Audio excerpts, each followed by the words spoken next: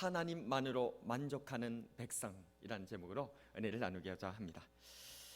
우리는 계속해서 하나님 백성의 법인 십계명에 대해서 묵상하고 있습니다. 오늘은 십계명의 제9계명 그리고 마지막 10번째 계명에 대해서 묵상하고 또 십계명을 마지막 정리하면서 그렇게 은혜를 나눠보도록 하겠습니다. 첫 번째로 제9계명 하나님 백성의 언어 생활에 대해서 말씀하고 있습니다. 자, 제9계명이 뭐라고요? 하나님 백성의 언어 생활에 대한 얘기입니다. 출애굽기 20장 16절입니다. 같이 읽어볼까요? 시작. 내 이웃에 대하여 거짓 증거하지 말라. 아멘. 오늘날 우리는 마치 모함의 시대를 살고 있는 것 같습니다. 예전에는 대항해 시대라고 해서 항해의 시대가 있었는데 지금은 모함의 시대를 살고 있는 것 같아요. 매일매일 뉴스 속에서 정치인들이나 연예인들이 상대방에 대해서 아님 말고 식의 이런 비방과 험담을 그렇게 오가는 것 보고 있습니다. 코로나 직전까지 전 세계에 몰아닥친 운동이 있었는데 여러분들 기억이 나시는지 모르겠습니다. 미투 운동. 코로나가 닥치니까 갑자기 이 미투 운동 얘기가 싹 사라져 버렸죠.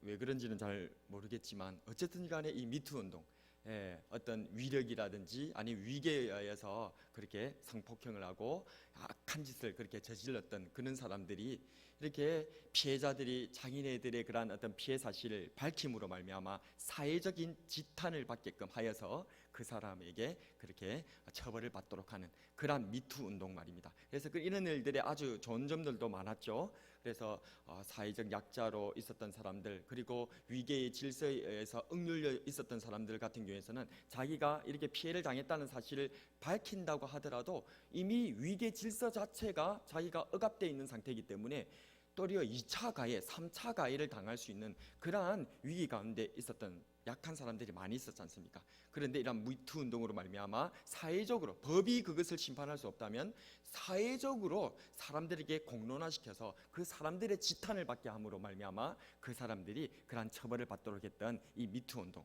그런데 이 미투 운동의 부작용도 있었다는 것 여러분들 아마 다 기억했을 것입니다.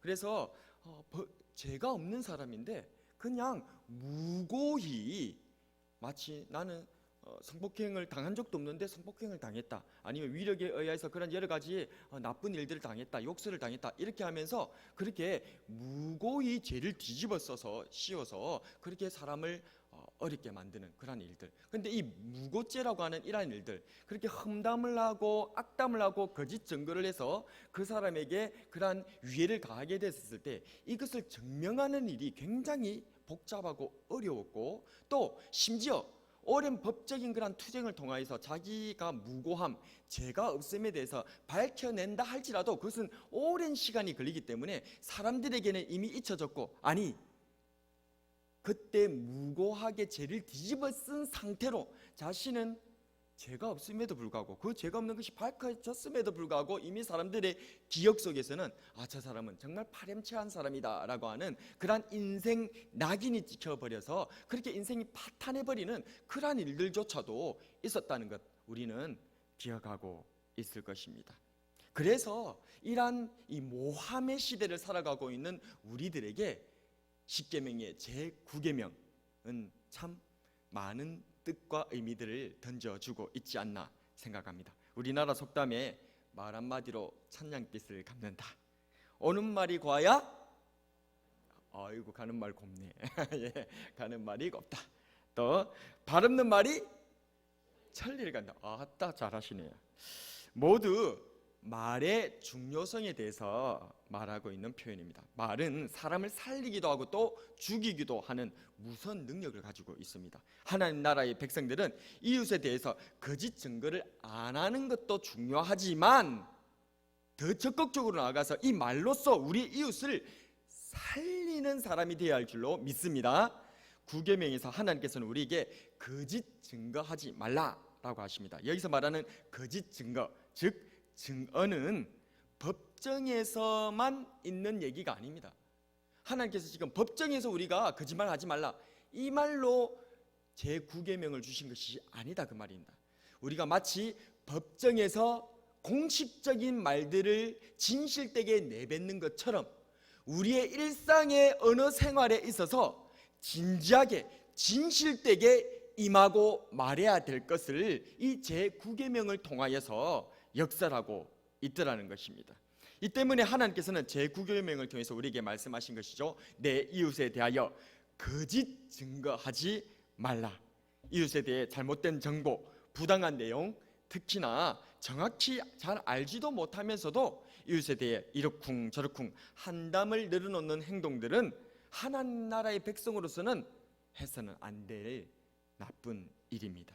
우리는 우리의 이웃에게 정직하지만 부드럽고 험담과 펌해가 아닌 격려와 존중으로 이웃의 명예를 지켜주는 사람이 되어야 할 것입니다. 여러분, 팩폭이라고 들어보셨습니까? 팩폭이란 말은 우리 젊은 사람들이 쓰는 팩트 폭력이란 말의 줄임말입니다. 그러니까 사실을 가지고 사실을 말하는데 그것으로 사람을 막 언어적으로 공격하는 그런 일들, 뭐 거짓말로 하는 건 아니에요. 그 사람에게 있었던 사실을 얘기하는 것뿐이죠. 뭐 가령 예를 들 것 같으면 너무 살이 찌지 못한 그런 사람들, 허리한 사람들, 그런 사람한테 너무 말라 비틀어졌다 이런 식으로 계속 얘기를 한다든지, 아니면 또 그 반대로 살이 아주 통통하신 분한테 너무 뭘 그렇게 먹어서 이렇게 살이 이렇게 들지 않노, 이런 식으로 얘기하는, 사실을 말하는 것이긴 하지만 그 사실을 나열함으로 그 사람의 인신을 공격하는 그러한 일들, 그걸 팩폭, 팩트 폭력이다라고 얘기를 합니다. 하나님의 백성의 언어 생활은 항상 사실을 말해야 하는 것은 맞지만 더욱 중요한 것은 그 안에 사랑이 담겨야 되는 것입니다. 사랑이 없는 언어는 그저 울리는 소리와 구리와 또 꽹가리에 불과하다라고 말씀합니다. 그래서 비록 이웃에 대해서 거짓말을 하는 것은 아니라 할지라도 나의 말 속에 하나님의 사랑, 이웃에 대한 사랑이 없다면 그 말들은 또 다른 폭력에 불과할 수 있다는 것입니다.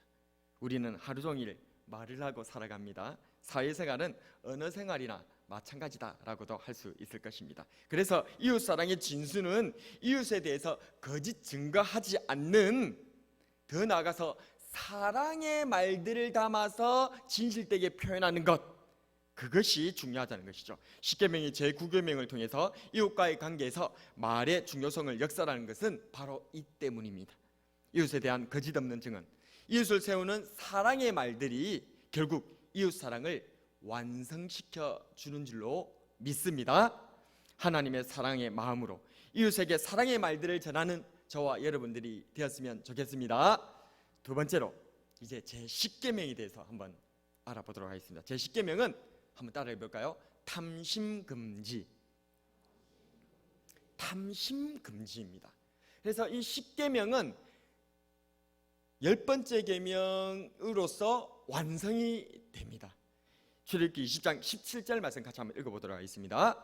내 이웃의 집을 탐내지 말라. 내 이웃의 아내나 그의 남종이나 그의 여종이나 그의 소나 그의 낙이나 무릇 내 이웃의 소유를 탐내지 말라. 내 이웃의 소유를 탐내지 말라 라고 하는 이 10번째 계명은 꼭 도둑질하지 말라라고 하는 제8계명과 언뜻 보기에는 매우 비슷해 보입니다. 그러나 10번째 계명은 이 8계명 도둑질하지 말라라고 하는 이 말씀과는 달리 근본적인 부분을 다루고 있습니다. 바로 마음의 문제, 탐심을 탐하는 마음을 저격하고 있다는 것입니다. 이런 의미에서 10번째 계명은 10계명 전체를 정리하고 요약한 것이다 라고도 볼 수가 있습니다. 먼저 10번째 계명은 8계명과 겹치는 것 같습니다. 선후관계를 생각한다면 무언가를 탐내는 탐욕이 도둑질이라는 구체적인 행동으로 이어지는 것 같습니다. 또 10번째 계명은 그렇지만 이 10번째 계명, 이 8계명보다 더욱더 근원적인 부분들이죠. 왜냐하면 우리의 마음을 다루고 있으니까요. 그런데 생각해 보면 10번째 계명은 탐심 금지, 이것은 내 이웃의 아내를 탐내지 마라 라고 하는 제7계명과도 또한 연결이 된다고 볼 수가 있죠. 또한 제9계명인 거짓 증거하지 말라는 명령도 사실은 다른 사람을 내 마음대로 하고자 하는 탐심에서 초래되었다라고 볼 수 있을 것입니다. 이처럼 10번째 계명은 앞선 계명들과 긴밀히 연결되어 있습니다. 하나님께서는 10번째 계명을 통해 10계명을 마무리하신 것에는 다 이유가 있었던 것이죠. 그것은 바로 10번째 계명이 문제 삼는 것은 어떤 범법하는 행위가 아니라 근본적인 인간의 마음의 문제를 다루고 있기 때문입니다. 이웃사랑을 나타내는 6, 7, 8, 9계명은 모두 어떤 세부적인 제약된 행동을 금지하는 명령입니다. 하지만 이 10번째 계명은 이 모든 제약의 근본이라고 할 수 있는 탐심, 탐하는 마음의 문제를 다루고 있다는 것이죠. 10번째 계명은 우선 우리에게 멈출 것을 명령하고 있습니다. 하나님께서 내게 주신 아내, 종들, 가축들에게 만족하라는 것입니다. 내게 허락된 것, 내게 주신 것, 내게 그어진 경계선, 한계선, 지계표에서 멈춰 서라는 것입니다. 그러나 우리는 욕망합니다. 내게 금지된 것들에 대해서, 내게 주어지지 않은 것들에 대해서, 내게 허락되지 않은 것에 대해서 우리는 욕망하고 탐심을 부립니다. 10계명의 이 10번째 계명은 우리에게 이 탐심이 바로 죄라는 것을 선언하고 있습니다. 내 이웃의 아내나 그의 남종이나 그의 여종이나 그의 소나 그의 낙이나 무릇 네 이웃의 소유를 탐내지 말라. 그렇습니다. 바로 탐심이 죄였던 것입니다. 살인도, 간음도, 도둑질도, 거짓 증거도 모두 우리의 마음속에서 일어나는 이 탐심이 실제 행동으로 드러나고 나타난 것에 불과했던 것입니다. 자, 그렇다면 이제 이 탐심을 그럼 어떻게 하면 이길 수 있고, 어떻게 하면 그러면 이 하나님께서 우리 하나님의 백성에게 주신 10계명을 우리가 지켜나갈 수 있을 것인가? 그것을 마지막으로 한번 또 정리해 보도록 하겠습니다. 세 번째는 10계명을 지키는 방법입니다. 세 번째가 뭐라고요? 10계명을 지키는 방법. 10계명을 그럼 어떻게 지킬 수 있을까 하는 것입니다. 마태복음 22장 37절에서 40절 말씀 같이 한번 읽어보겠습니다. 시작. 예수께서 이르시되 내 마음을 다하고 목숨을 다하고 뜻을 다하여 주 너의 하나님을 사랑하라 하셨으니 이것이 크고 첫째 되는 계명이요 둘째도 그와 같으니 내 이웃을 내 자신같이 사랑하라 하셨으니 이 두 계명이 온 율법과 선지자의 강령이니라. 아멘. 탐심은 마음의 문제입니다. 우리는 흔히들 마음먹기 나름이다 라는 말들을 종종 씁니다. 그러나 참 이 마음이 내 마음대로 안 되는 게 문제 아니겠습니까? 에덴 동산에서 뱀은 여자의 탐심을 자극했습니다. 뱀의 유혹에 넘어간 여자의 눈에 비친 선과 악을 알게 하는 나무의 열매는 더 이상 하나님께서 금지하신 죽음의 열매가 아니었습니다. 창세기 3장 6절에 보면 여자가 그 나무를 본즉 먹음직도 하고 보암직도 하고 지혜롭게 할 만큼 탐스럽기도 한 나무인지라. 여자가 그 열매를 따먹고 자기와 함께 있는 남편에게도 주매 그도 먹은지라. 아멘. 그렇습니다. 여자의 눈에 비친 그 나무는 먹음직도 하고 보암직도 하고 지혜롭게 할 만큼 탐스럽기도 할 만한 나무로 보였던 것입니다. 뱀은, 마귀는 이 사람의 탐심을 정조준하고 있습니다. 왜냐하면 탐심이, 욕심이 죄를 낳기 때문입니다. 야고보서 1장 15절에 보면 욕심이 잉태한즉 죄를 낳고 죄가 장성한즉 사망을 낳느니라. 이처럼 우리 안에 있는 이 탐심 때문에 하나님께서 주신 10계명이 우리에게 도리어 사망의 법이 되고 말았습니다. 이를 사도 바울 선생님은 로마서 7장 7절에서 10절에서 이렇게 설명하고 있습니다. 제가 한번 읽어드릴게요. 그런즉 우리가 무슨 말을 하리요? 율법이 죄냐? 그럴 수 없느니라. 여기서 말하는 율법은 10계명을 얘기한다고 보시면 되겠습니다. 율법으로 말미암지 않고는 내가 죄를 알지 못하였으니 곧 율법이 탐내지 말라 하지 아니하였더라면 내가 탐심을 알지 못하였으리라. 그러나 죄가 기회를 타서 계명으로 말미암아 내 속에서 온갖 탐심을 이루었나니 이는 율법이 없으면 죄가 죽은 것임이라. 전에 율법을 깨닫지 못했을 때에는 내가 살았더니 계명이 이름에 죄는 살아나고 나는 죽었도다. 생명에 이르게 할 그 계명이 내게 대하여 도리어 사망에 이르게 하는 것이 되었도다. 아멘. 십계명을 모를 때는 죄가 죄인 줄 모르고 살아갔는데 십계명을 통해서 하나님의 율법을 통해서 말씀을 통해서 탐심이 죄인 것을 깨닫게 되자 우리 모두는 그 말씀의 정죄를 받아서 이 십계명의 정죄를 받아서 사망과 멸망에 이르게 되고 말았다라는 말씀입니다. 그렇다면 우리 안의 탐심은 대체 어떻게 없앨 수 있는 것일까요? 어떻게 십계명을 사망의 법이 아니라 원래 우리 하나님께서 주신 그 생명의 법으로 받을 수 있게 되는 것일까요? 우리를 사랑하시는 하나님께서는 우리에게 생명의 법을 주셨습니다. 그 답이 로마서 8장 1절에서 4절에 있습니다. 우리 로마서 8장 1절에서 4절은 같이 한번 생각하면서 한번 읽어보도록 했으면 좋겠습니다. 같이 읽겠습니다. 시작. 그러므로 이제 그리스도 예수 안에 있는 자에게는 결코 정죄함이 없나니 이는 그리스도 예수 안에 있는 생명의 성령의 법이 죄와 사망의 법에서 너를 해방하였음이라. 율법이 육신으로 말미암아 연약하여 할 수 없는 그것을 하나님은 하시나니 곧 죄로 말미암아 자기 아들을 죄 있는 육신의 모양으로 보내어 육신의 죄를 정하사 육신을 따르지 않고 그 영을 따라 행하는 우리에게 율법의 요구가 이루어지게 하려 하심이니라. 아멘. 십계명으로 대표되는 율법, 하나님의 말씀은 그 자체로 선합니다. 십계명은 우리에게 하나님의 놀란 의가 무엇인지, 무엇이 옳으며 무엇이 잘못된 것인지를 명확하게 보여주고 있습니다. 이 귀한 말씀대로 우리가 살아간다면 우리는 반드시 생명을 얻어 영생의 길에 들어서게 되는 줄로 믿습니다. 그런데 문제는 우리가 이 십계명을 지킬 능력이 없다는 것입니다.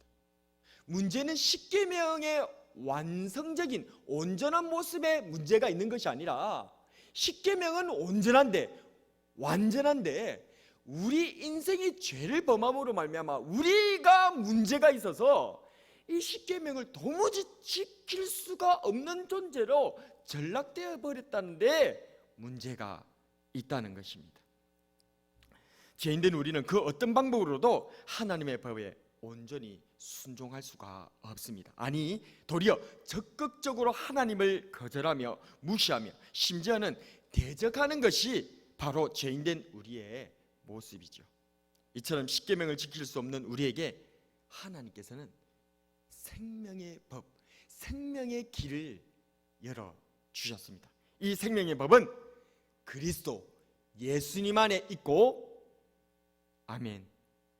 이 생명의 법은 그리스도 예수님 안에 있고, 이 생명의 법은 그리스도 예수님 안에 담겨 있고, 또한 약속대로 오신 성령님께서 능력이 되셔서 이룰 수 있도록 해 주시는 줄로 믿으시기를 바랍니다. 그래서 우리는 이제 예수님 안에서 성령님의 도우심으로 이 우리의 능력으로는 이룰 수 없는 이 십계명을 우리의 힘으로는 누릴 수 없는 이 탐심과 욕심과 이 제약된 이 마음들을 예수님 안에서 성령님의 도우심으로 말미암아 하나님의 능력으로 이룰 수 있게 되는 줄로 믿으시기를 바랍니다. 그렇다면 십계명을 어떻게 지킬 수 있을까요? 간단하게 요약해 드리겠습니다. 먼저 십계명을 지키는 방법 한번 따라하겠습니다. 예수님을 내 안에 모셔야 합니다. 어떻게 해야 된다고요? 예수님을 내 안에 모셔드려야 되는 거예요. 내 힘으로는 할 수 없기 때문에 내 능력으로 하는 게 아니란 말입니다. 내가 뭔가 아이고 마음을 잘 먹어가지고 오늘부터 하나님 말씀 똑바로 지키고 살아야 되겠다, 아이고 나 십계명 이제 지키고 살아야 되겠다 한다고 해서 하나님 말씀 십계명을 지킬 수 있는 것이 아니고 우리의 탐심을, 우리의 재성을 누릴 수 있는 것이 아니다, 그런 말입니다. 이 세상에 그 누가 있어도 그 어떤 사람도 이런 일을 할 수 있는 사람이 아무도 없습니다. 그렇기 때문에 모두가 죄를 범하여 하나님의 영광에서 떠났고 모두가 죄인이 되었기 때문에 하나님께서 우리에게 찾아와 주시고 우리 구주 예수 그리스도께서 우리들에게 찾아와 주셨다는 것입니다. 요한복음 1장 12절 말씀 같이 한번 읽어보겠습니다. 시작. 영접하는 자 곧 그 이름을 믿는 자들에게는 하나님의 자녀가 되는 권세를 주셨으니 아멘. 예수님께서 내 죄를 대신해 십자가에서 죽으시고 부활하신 하나님의 아드님이시다는 사실을 믿을 때에 예수님을 내 안에 모실 수가 있는 것입니다. 예수님께서는 이미 오셨어요. 그런데 오신 예수님을 내 안에 모시는 것은 또 별개의 문제입니다. 그래서 우리가 정말 오신 예수님을 내 안에, 내 마음속의 왕자에 예수님을 영접하고 모셔드리는 것이 우리가 십계명을 지키고 죄를 이기고 나를 이기고 세상을 이길 수 있는 유일한 방법이라는 사실을 믿으시길 바랍니다. 여러분들에게 질문 드리겠습니다. 여러분들은 예수님께서 내 죄를 대신해서 십자가에서 죽어주셨고 또한 부활하신 하나님의 아드님이시라는 사실을 믿으십니까? 예수님께서 저와 여러분들의 마음속에 쓱 들어와 주신 줄로 믿습니다. 십계명을 어떻게 지킬 수 있을까요? 두 번째로 한번 또 따라하겠습니다. 예수님을 따라가야 합니다. 어떻게 해야 된다고요? 예수님을 따라가야 돼요. 예수님을 내 안에 내 왕자에 모셔드렸다면 이제는 예수님의 모범을 따라 살아야 되는 거예요. 우리는 이제 다른 자를 따라가서는 안 됩니다. 그 어떤 사람도 따라가서는 안 돼요. 우리는 오직 누구? 우리 구주 예수 그리스도, 내 안에 왕으로 오신 우리 예수님만 따라가고 예수님만 본받고 예수님만이 내 삶의 기준이 되어져서 예수님을 본받고 닮아가는 삶들을 살아가는 저와 여러분 되시기를 축복합니다. 마태복음 8장 22절에 우리 예수님께서 뭐라고 말씀하시는지 한번 같이 읽어봅시다. 시작. 예수께서 이르시되 죽은 자들이 그들의 죽은 자들을 장사하게 하고 너는 나를 따르라 하시니라. 아멘. 예수님께서는 사람이 우리가 보기에는 똑같은 사람인데 두 가지로 구분한다는 거예요. 이미 죽어 있는 사람이 있고 산 사람이 있더라는 거예요. 그래서 잉두껍을 뒤집어 쓰고 사람 흉내를 내고 다니긴 한데 이미 죽어버린 사람도 있다는 거예요. 그 죽은 사람은 무엇입니까? 하나님의 말씀이 들리지 아니하고 하나님의 말씀께서 우리 가운데 육신을 입고 오신 우리 예수님께서 오셨는데도 예수님을 알아보지 못하는 자들, 생명이 왔는데도 그 생명을 알아보지 못하고 모셔드리지 못하는 자들, 그것은 그냥 육신으로서 죽어 있는 상태라는 것입니다. 그런 죽어 있는 사람들은 죽어 있는 대로 놔두라는 거예요. 그러나 살아있다면 너는 살아있다면 하나님 말씀에 너희 귀에 들린다면 살아있는 너는 나를 따라오너라. 아멘. 이게 바로 우리 예수님께서 우리들에게 하시는 말씀이라는 것입니다. 여러분들은 살아계십니까? 여러분들은 죽었습니까? 살아있습니까? 아멘.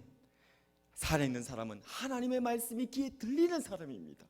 하나님의 말씀이 내 가슴에 들어오는 사람입니다. 우리 구주 예수 그리스도를 나의 생명의 주인으로 내 마음의 왕자에 모셔드리는 사람입니다. 그렇게 살아있다면 이제 우리 예수님께서 말씀하시기를 나를 따르라.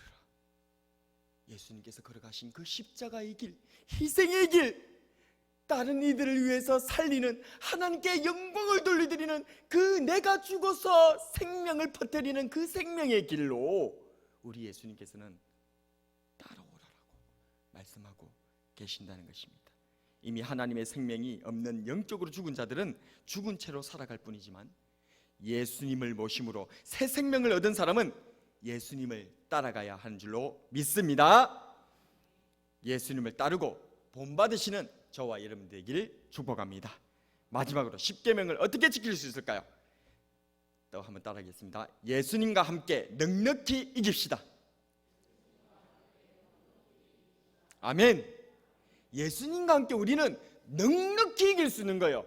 내가 이기는 게 아니고 누가 이겨주시는 거예요? 우리 예수님께서 이겨주시는 거예요. 아멘. 그래서 내 힘으로 율법을 지키는 것도 아니고 내 힘으로 십계명을 지키는 것도 아니고 내 능력으로 이 탐심을 누르고 죄를 누르는 것이 아닙니다. 내 힘으로는 할 수가 없죠. 오직 예수님께서, 내 안에 계신 예수님께서, 나는 그 예수님을 따라가기만 따라갔는데 그냥 세상을 이기고 죄를 이기고 나를 이기고 마귀를 이기는 승리의 삶을 누릴 수 있게 되는 줄로 믿습니다. 로마서 8장 37절 우리 같이 한번 읽어보겠습니다. 시작. 그러나 이 모든 일에 우리를 사랑하시는 이로 말미암아 우리가 넉넉히 이기느니라. 아멘. 겨우겨우 이기는 것도 아니고 간신히 이기는 것도 아니고 어떻게 이긴다고요? 넉넉하게 이긴다는 것입니다. 왜요? 예수님께서 싸워주시니까, 성령님께서 싸워주시니까 넉넉히 이기는 줄로 믿습니다. 하나님 아버지께서 나를 사랑하시고 우리 구주 예수님께서 나와 함께 하시고 성령 하나님께서 능력을 주시기에 우리는 넉넉히 이기는 줄로 믿습니다. 내 힘이 아니라, 내 능력이 아니라 오직 높음이나 깊음이나 다른 아무 피조물이라도 우리를 우리 주 그리스도 예수 안에 있는 하나님의 사랑에서 끊을 수가 없기 때문에 그 하나님의 사랑이 너무나 커서 우리를 넉넉히 붙잡아 이기게 하시는 줄로 믿으시기를 바랍니다. 말씀을 정리하겠습니다. 하나님께서는 우리를 사랑하셔서 구원하셨고 당신의 백성이 되도록 우리에게 십계명을 주셨습니다. 우리는 십계명을 통해 하나님께서 얼마나 선하신 분인지를 깨닫고 그에 반해 우리가 얼마나 죄인인지를 또한 알게 됩니다. 그러나 우리가 절망하지 말 것은 십계명을 주신 하나님께서 우리의 아버지가 되신다는 거예요. 내가 죄를 지었을 때 아버지가 그렇게 무서워 보여도 아버지는 아버지십니다. 단지 내가 아버지한테 죄를 지어서 아버지가 무섭게 보인 것이지 아버지는 아버지. 아버지는 아들을 사랑하고 딸을 사랑하고 자식을 위해서 목숨을 바칠 준비가 되어 있는 분입니다. 그 아버지 이 성향을 누구에게 배웠겠습니까? 우리 하늘 아버지께 우리들이 배웠죠. 우리의 부모들이 다 우리 하늘 아버지께 그걸 다 배운 것 아니겠습니까? 하나님께서 우리의 아버지 되신다는 사실을 믿으십시오.